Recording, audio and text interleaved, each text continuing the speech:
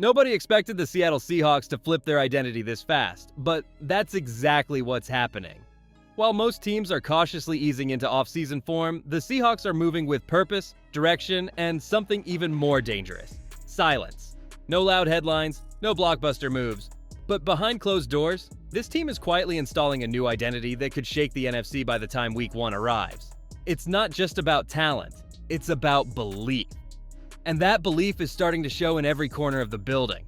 The real story here isn't just the new faces, it's the chemistry that's already forming. Klint Kubiak's offensive system is just beginning to take shape, and players aren't just learning it, they're buying in. No hesitation, no confusion, just execution and energy. That's rare this early, especially when your quarterback, wide receiver one, and offensive coordinator are all new. But here's what's flying under the radar. This system is built around clarity and trust, and the team is responding to it faster than anyone predicted. But the person who's responding the fastest, the one already calling the shots and setting the tone, might just be the most unexpected name of all. Because while fans are still adjusting to the idea of a new quarterback, Sam Darnold isn't waiting. He's already taken control, and what he's doing behind the scenes could change everything about this team's offense. But before we get into that, hit that like and subscribe button for more Seahawks and all the NFL content. Let's aim for 500 likes on this video. The moment Sam Darnold walked into the Seahawks facility, something shifted. Not in a flashy, headline-grabbing way, but in the way leaders move. Calm, prepared, and completely in control. While outsiders still debate whether he's the guy, Darnold's already acting like it. He isn't learning the offense, he knows it. Klint Kubiak's system? That's old news for him. And that familiarity is exactly why he's moving faster than anyone else on the field right now. He's not playing catch-up, he's setting the pace. And here's where it gets even more interesting. Darnold isn't just focused on himself. He's actively teaching the scheme to the rest of the offense, becoming the bridge between the playbook and the players. Wide receivers, tight ends, even linemen. He's helping everyone around him catch up. Cooper Kupp already pointed it out. In his words, Darnold's insight and confidence are helping pull the entire unit together. That kind of presence doesn't show up on stat sheets, but it's exactly what championship offenses are built on. Quiet confidence, total control.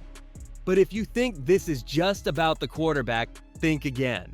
Because across the line of scrimmage, someone else is building just as much momentum, but in an entirely different way.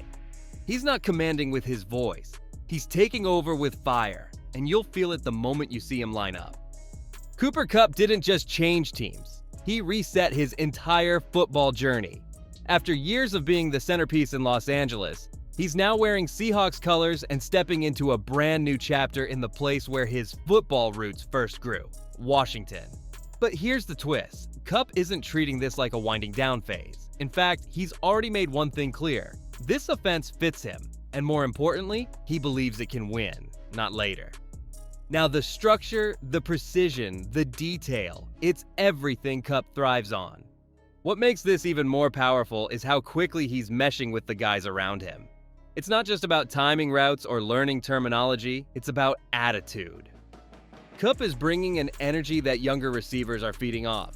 He's not walking in like a star, he's working like a rookie. That kind of humility, paired with elite football IQ, is already elevating the entire receiving corps. And with DK Metcalf gone and Tyler Lockett no longer in the picture, the leadership vacuum is real. Kupp is quietly stepping into that space, not with words, but with example. But don't let the smooth roots and soft hands fool you. There's a storm building on the other side of the ball. One defender is already playing like it's week 10, and he's not waiting for permission to turn up the heat.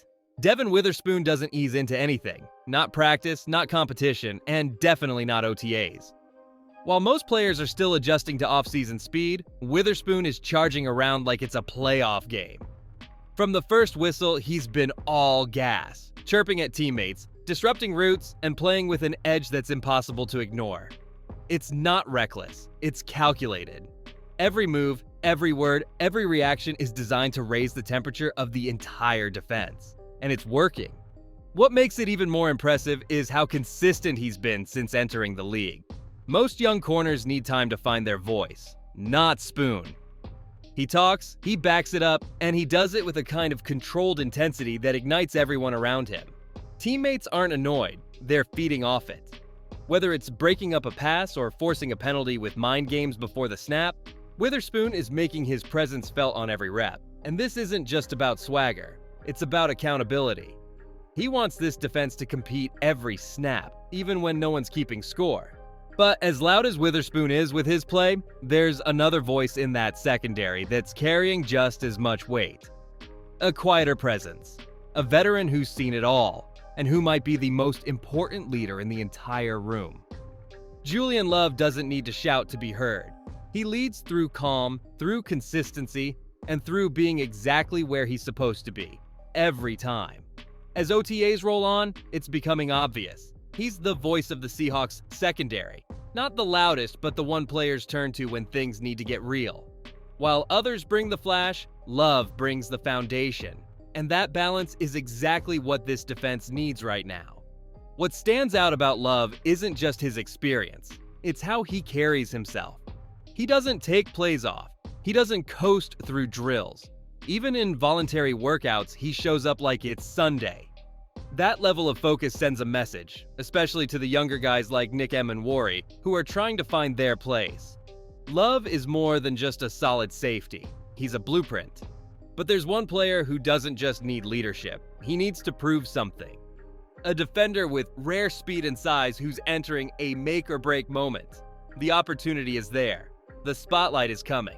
And he knows exactly what's on the line.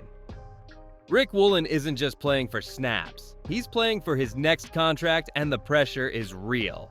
After years of showing elite speed mixed with uneven performances, he's hit a defining moment in year 4. The inconsistency has to stop, and he knows it.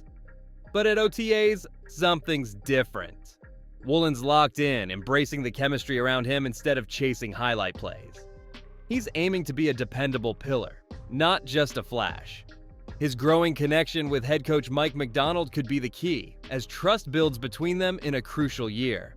And just as Woolen sharpens his game, the offense is evolving too. Quietly, steadily, with a new piece stepping in that could change the entire tone of what's coming next. Something's shifting fast at tight end for the Seahawks, and it's no longer behind closed doors. Noah Fant, once considered a key part of the offense, is now facing serious trade buzz, especially with Elijah Arroyo rising fast. Arroyo's youth, athleticism, and versatility are drawing serious attention, and Clint Kubiak is already thinking about using him in ways that could reshape the entire offensive scheme.